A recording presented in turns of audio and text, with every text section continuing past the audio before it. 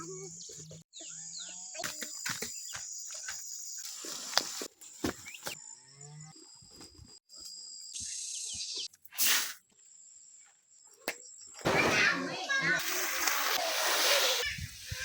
นทานเนาะ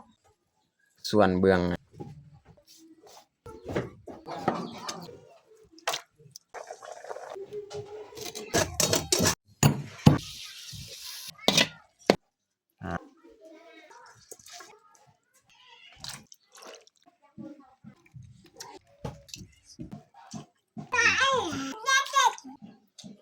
อย่าลืมกดไลค์กดแชร์และกดติดตามเด้อพี่น้อง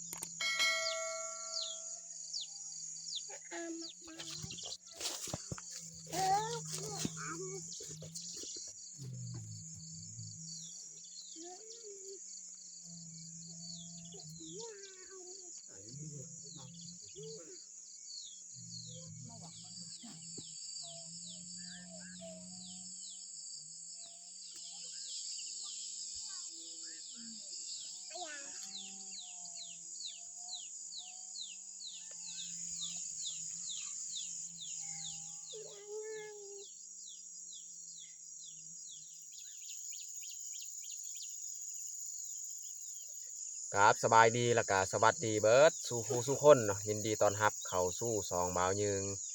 เอาน้องพ่อยทักทายสบายดีลุงป้าสบายดีลุงป้า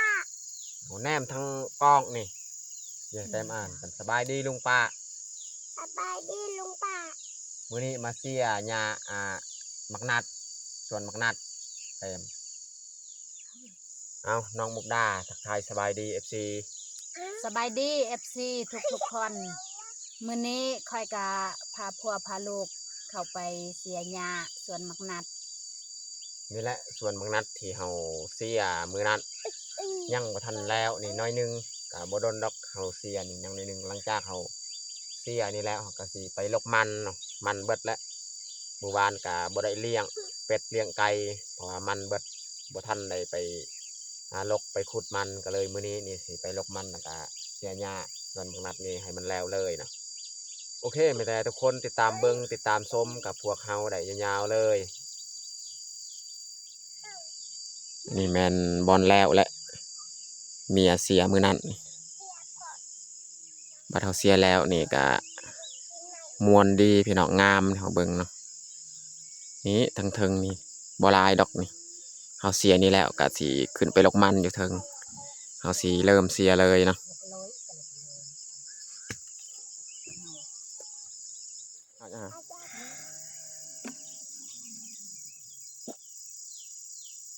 น้องพลอยนี่ยังบ่ทันได้เฮ็ดเวียกนี่กินน้ำแล้วบาดนี้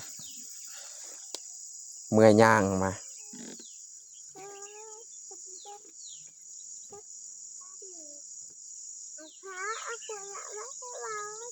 ที่เขาจีเอาไอ้นู่นนะที่เขาอ่ะที่เอาไม่พอจะเริ่มเสียเลยไอ้มันตะเกียบ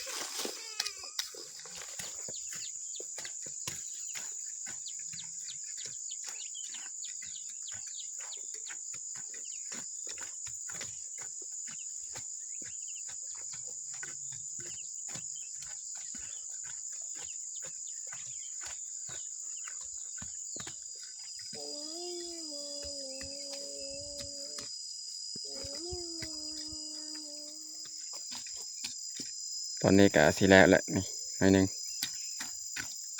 เรียบร้อยแล้วทางเขาเสียหญ้า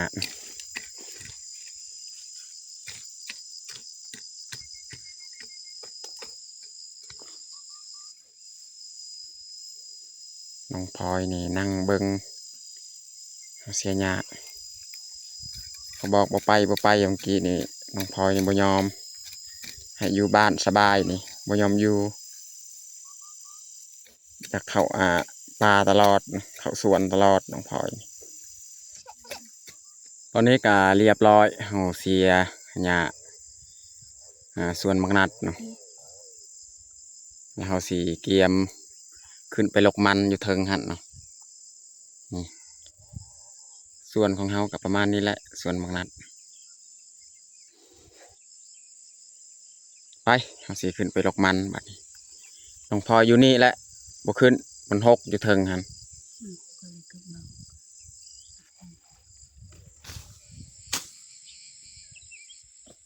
ตอนนี้เขากะมาฮอดส่วนมันเขาสีมาลกเลยมันเท่านี้ก็แต่นู่แต่แม่นกินบริทางหญ้าหกหลายเดือนบริทางหญ้า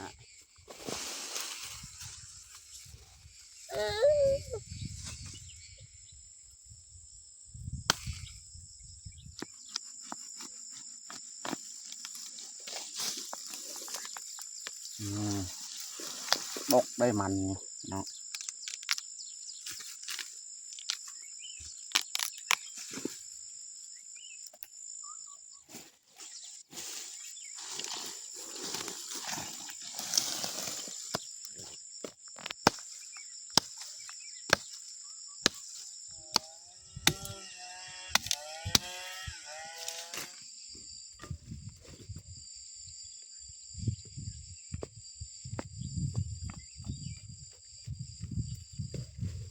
ลกประมาณ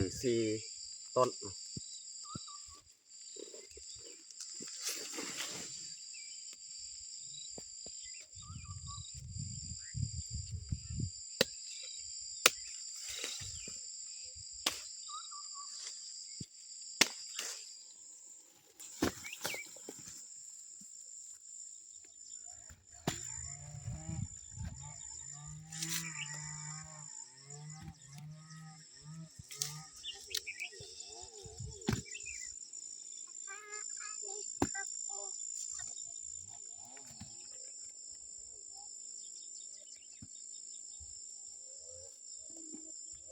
เขาลกกะซ้ำพอดีเขา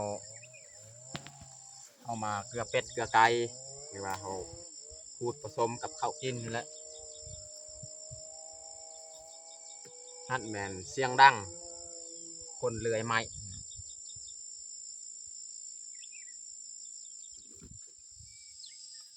ตอนนี้ก็เรียบร้อยเอาลกมันเอาสีกลับบ้านเลยพี่น้อง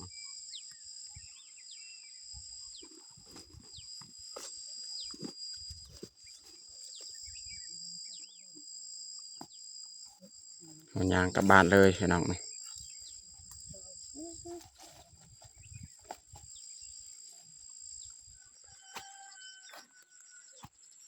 อันนี้หลังจากเขากลับแต่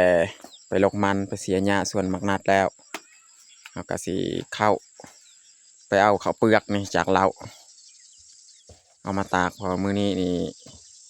เขาเบิ่งบรรยากาศท้องฟ้านี่น่าจะแดดก็เลยไปเอามาตาก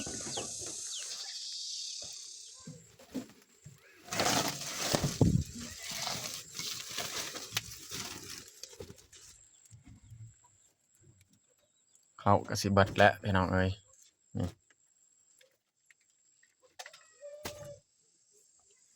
บ่ฮู้ว่ามันสิฮอดหรือบ่ฮอดยามเก็บเกี่ยวพี่น้องข้าวของเฮาถ้าว่าเฮาป่นกับมันก็สิได้อยู่ดอกพี่น้องนี่เขาจะเอาใส่คุเนาะยัดใส่กระสอบจังนั้น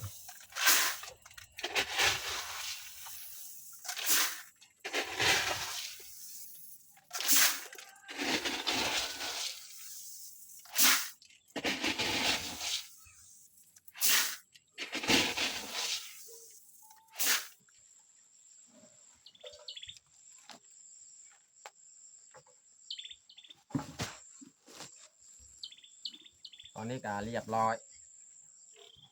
เอาเข้า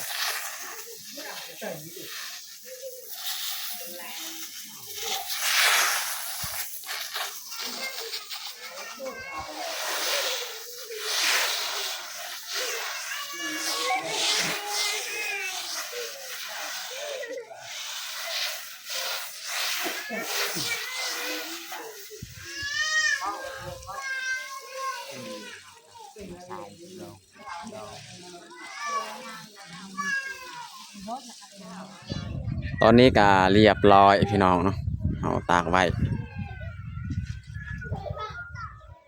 ถ้าว่ามันแดดฮอตแรงจะน้อยก็มันน่าจะแห้งพอดีพี่น้องเหตุผลที่เราตากอันนี้ก็เฮ็ดให้เวลาเราตำมันเม็ดข้าวมันบ่แตกง่ายพี่น้องเนาะบางคนว่าเป็นหยังเบายึงเขาเอามาตากอันนี้แหละเหตุผลที่เบายึงมาตากเพื่อเฮ็ดให้เม็ดข้าวของเรามันแข็งดีเวลาเราตำมันบ่แตกง่ายเม็ดข้าวมันจะงามพี่น้องเนาะโอเควันนี้เราก็สิพักผ่อนเฮ็ดกินเฮ็ดยากจังหน่อยนะ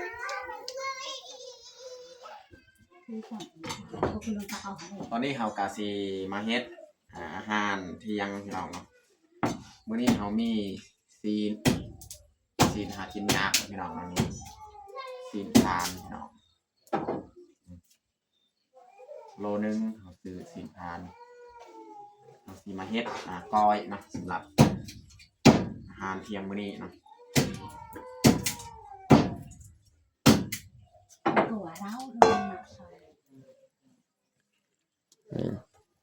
ส่วนเบื้อง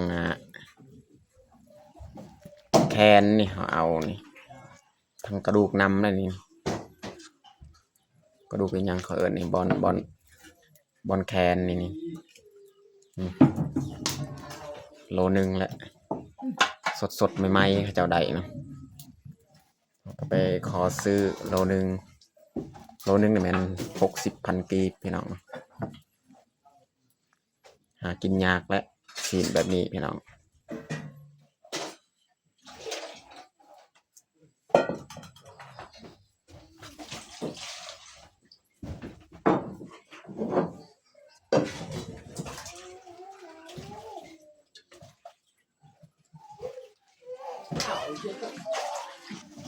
เราจะมาเฮ็ดอาหารเที่ยงข้างหม้อสิต้มกระดูกมัน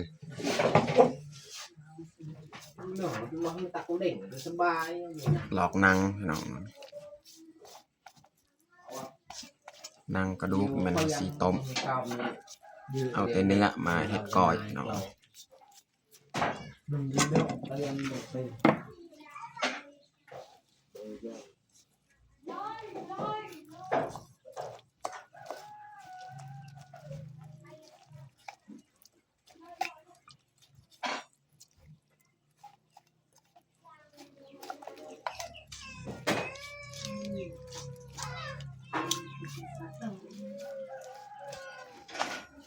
อนนี้ก็เรียบร้อยข่อยเลือกเอาแต่ซีนสดนะส่วนนี้แม่นหนังกระดูกเมียจะซอยหนังเอามาต้มหนัง ไก่ดอกอ่าง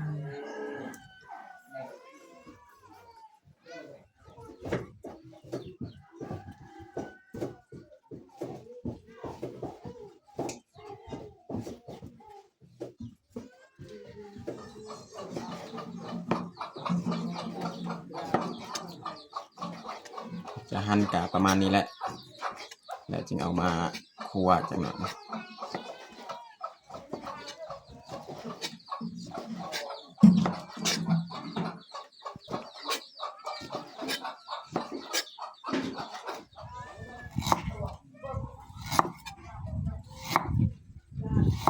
อันนี้เขาจะหั่น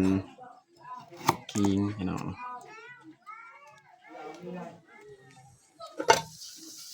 น้ำที่เราต้มอันนี้ก็ฟดแล้วใส่หัวสิไข่แล้วก็ใส่พริกกระเทียมมะแคนตำใส่เกลือเป็นนัวเกลือเป็นนัว Garau kawai lah kelau dai. Kiau kementak tu ai. แล้วก็ใส่กระดูกของเราเลยนี่กระดูกกับหนัง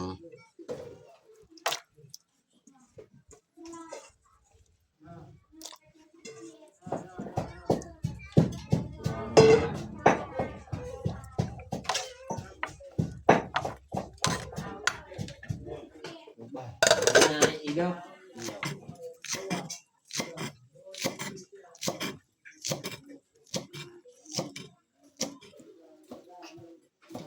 Người ta ngồi về đồ ụ người ta tì จะซอยเครื่องหอมไปเลยเนาะเพื่อต้มของเฮาเนี่ยมันสุกเลยเราจึงเอาซีนของเฮาเนี่ยมาคั่วจังหน่อยนะบัดต้มของเฮาสุกนี่ก็เลยซอยเครื่องหอมทาเลยเนาะซอยหอมแดง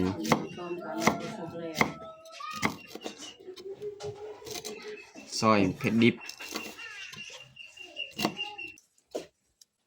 เอายอดมะอึจาก3-4 ยอด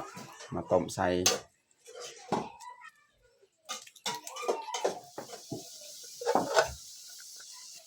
ตอนนี้ก็โดนเติบแล้วเขาต้มน่าจะเปื่อยประมาณ 70% แล้วเราก็ใส่ผักของเราเลย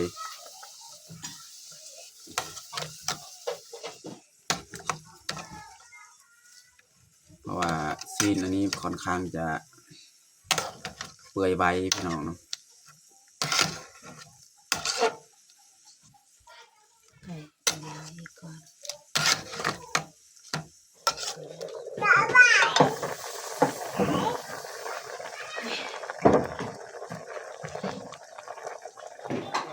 ตอนนี้ก็สุกเรียบร้อยแล้วต้มของเฮาวันนี้เมียจะปรุงเลย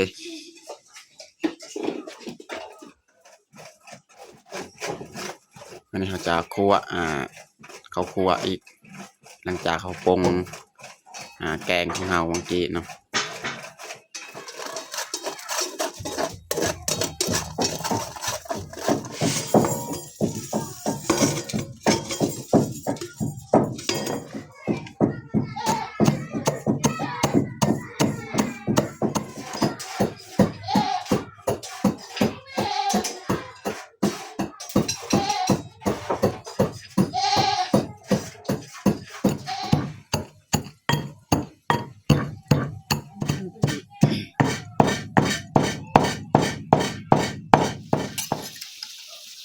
เขากาตั้งกระทะเรียบร้อยนี่ใส่น้ำหน่อยนึงเนาะบัดนี้เขาจะเอาเนื้อของเขาลงเลยเนาะเขาจะใส่น้ำเพื่อว่าให้มันติดเนาะให้เนื้อของเขามันติดหม้อเทลงไปเลยพี่น้อง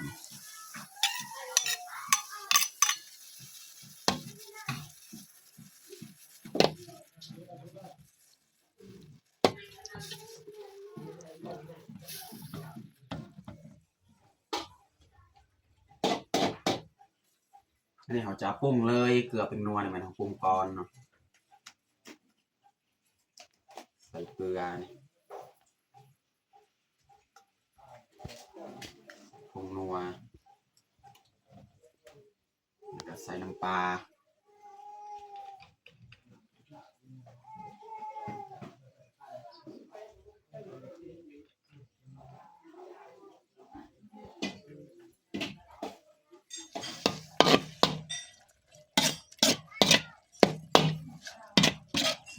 ปรุงไว้เกลือเป็นนัวในนี้ส่วนเป็นเครื่องหอมเนี่ยมันจะน้อยแบบปรุงให้มันเย็นจึงมาปรุงเครื่องหอมอีกนะ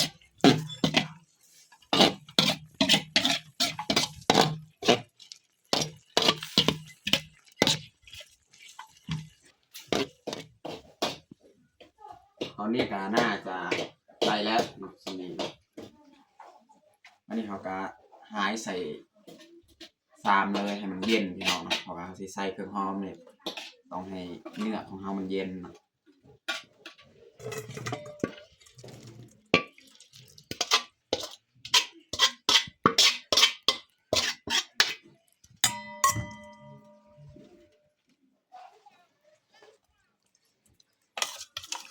จะตักต้มกระดูกเมื่อกี้แหละพี่น้องเนาะเ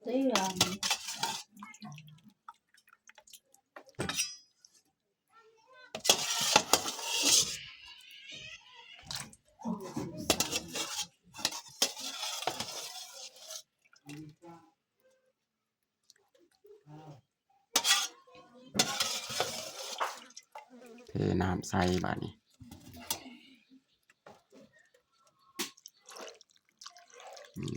ได้แล้วสำคัญ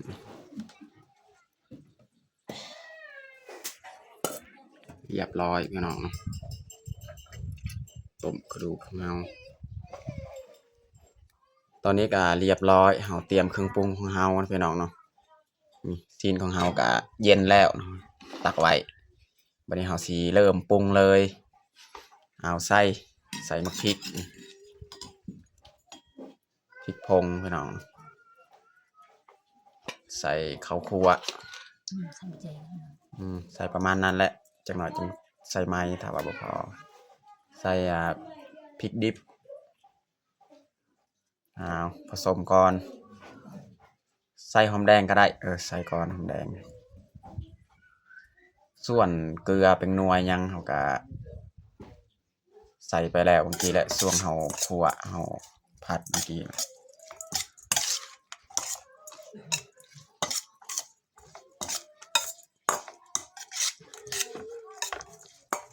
อันนี้เขาก็ผสมมันนี้แล้วบัดนี้สุดท้ายใส่เครื่องหอมเอาลงเลยเครื่องหอมของเรา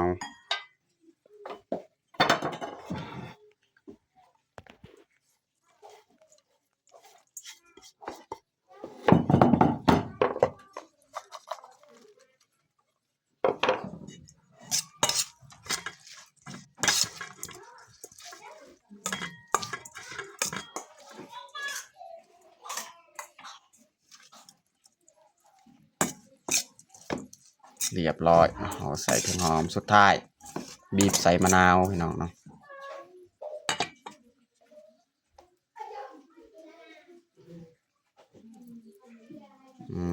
เรียบร้อยพี่น้องเนาะ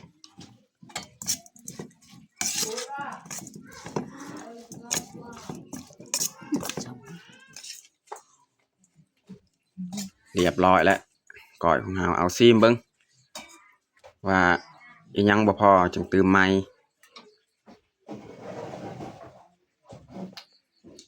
จังไดพอดีบ่พอดีแล้วก็ตักใส่ถ้วยเลยบัดนี้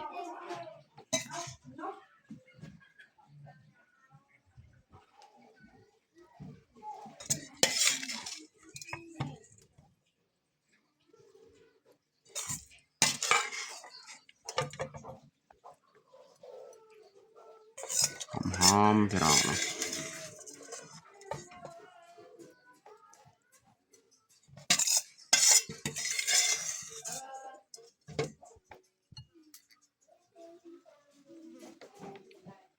ตอนนี้ก็เรียบร้อยแต่งข้าวของเฮาอันนี้มันต้มหรือว่าแกงกระดูกใส่ผักพี่น้องเนาะแล้วก็อันนี้ก็คือก้อยเนาะแล้วก็ผักที่เฮาแกมก็มีแต่ผักอันนี้แหละนี่หอมป่นแล้วก็มักแตงเนาะสำหรับอาหารเที่ยงของเฮาก็เบิดส่ำนี้แหละตอนนี้ก็เรียบร้อยเฮาแต่งข้าวของเฮาไม่แต่เฮาจะลงมือกินข้าวเที่ยงเลย มาเด้อมากินข้าวเที่ยงนำกันเอาน้องพลอยเอิ้นลุงป๋ามากินข้าว เอามากินข้าวเที่ยงน้ำกัน เออบอกไล่ เอา พัก มาเด้อ แล้ว ทุก พลอย คนมากินข้าวเที่ยงนำกัน เย็น ไก่ เย็นดอกกระสิเบาๆนานก็ยังไม่ต้องไงจับมาก็ยัง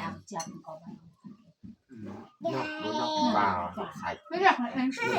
การยังห่างนั่งดีๆนั่งดีๆน้องพลอย เด็กเราควรจะจับการปลุกเด็ก อ้าวน้องแพงนี่กินหมักแตงเอา เลยไม่มาจัง เย้ ก็ไง จ้า จะย ตอกตะหอยงอกงอกเลย ำมาจับ ก็ไปจะไม่นอน ส่วนแม่เนี่ยมันบุญบาลแต่ละมือนี่แม่นี่จะเข้าปลาแต่ว่าตอนนี้นี่แม่นี่จะเข้าห้วยลงห้วยหอนคำหอนทองบ่ค่อยมีเวลาอยู่บ้านแม่ก็เลยไม่ได้มากินข้าวนำกันเนาะด้นๆเท่านึงได้กินอาหารแบบนี้พี่น้องเนาะหากินยากนับมือนับโมมีแล้วอาหารแบบนี้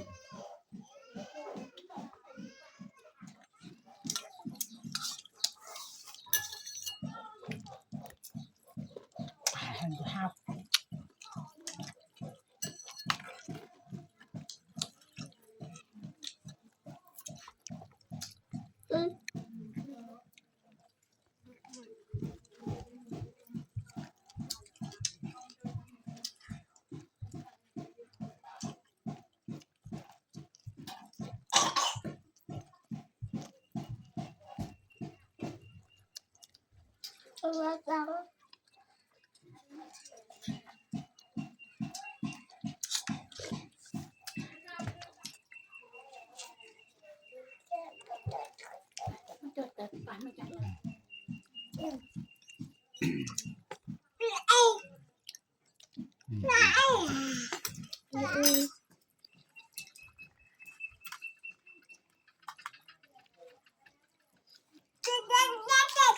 แล้วก็ทับแล้วก็ทับ บอก เอ๊ะ